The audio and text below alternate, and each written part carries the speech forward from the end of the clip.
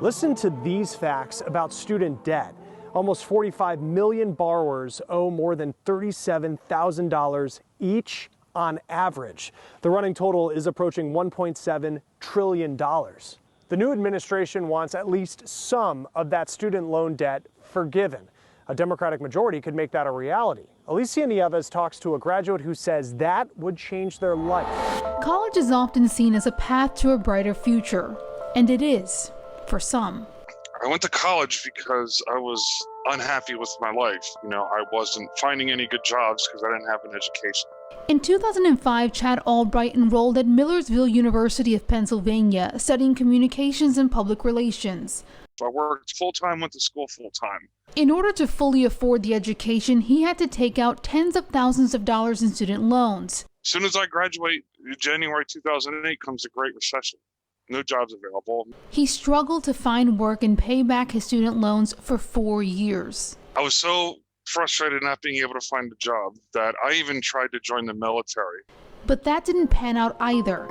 Feeling hopeless about the possibility of ever repaying the debt, he made a decision to leave the U.S. and his debt behind.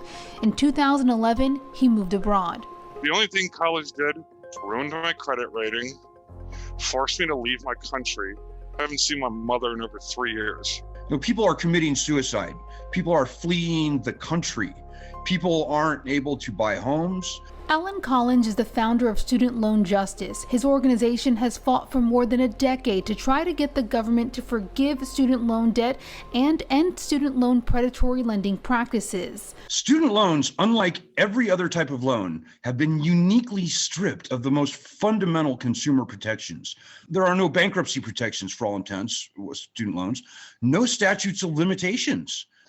Fair debt collection practice laws, truth in lending laws, these have all been vacated from student loans. For the first time, though, since he started his fight, he's optimistic that a new administration in the White House and a Democratic majority in the Senate and the House could lead to some student loan forgiveness. Bankruptcy protections absolutely must be returned to the loans that cannot be canceled. At this point, it will take either full loan forgiveness or bankruptcy protection for Albright to come home. On principle, he refuses to pay the debt that never led to the job he needed and that he was allowed to rack up with little protection from predatory lending practices. They have me and like 40 million other Americans in a debtor's prison. For The Race, I'm Alicia Nieves reporting.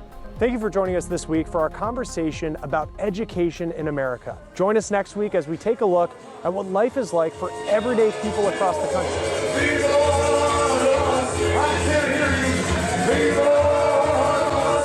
Until then, from Haverford College in Pennsylvania, I'm Chris Stewart, and this is The Race.